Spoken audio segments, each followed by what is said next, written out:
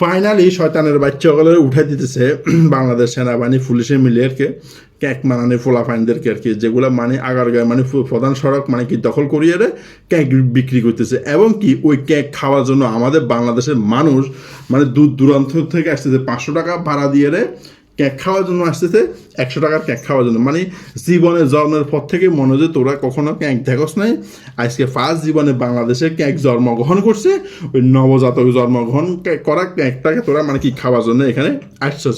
হেরে শয়তানের বাচ্চা দেশের গ্রামে দেখেন কত ক্যাকের দোকান আছে, এখান থেকে যাই খাগে বালা বালা ক্যাক আছে, আর বস্তা ফসা ক্যাকেরই খাবে বলে তোরা কি দূর দূরান্ত মূলত সঙ্গে যেসব মহিলা আসতেছে এদের রঙ্গিলা মহিলারা, এরা মূলত হচ্ছে ভাইরাল হলো এদের এই শয়তানের বাচ্চা, এটা শয়তানের বাচ্চাটা কি লেগেছে ভাইরাল হয়ে লেগেছে। মূলত এর কোনো ক্যাক খাবার কোনো উদ্দেশ্য এখানে নেই।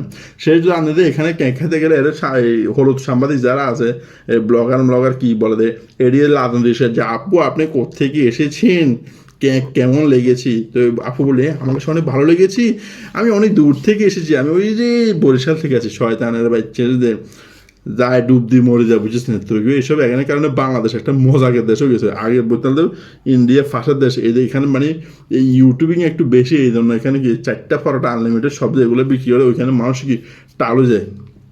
অথচ দিচ্ছি না ওই রোগ, কারণ ফাঁসার দেশের রোগ দেখতেছি আমার বাংলাদেশে আসে ঢুকে গেছে, কারণ ওই সিরিয়াল দেখে তো বুঝলেন না।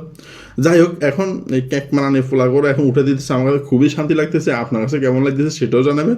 এবং কি এই ক্যাক মানানিরা এখন টিকটকে আসে কি লাড়ালাড়ি করতেছে, আমি দেখাবো একটা লাড়ালাড়ি চলতেছে এখানে। তো এই হলো পরিস্থিতি। তো অসংখ্য ধন্যবাদ বাংলাদেশ সেনাবাহিনীকে।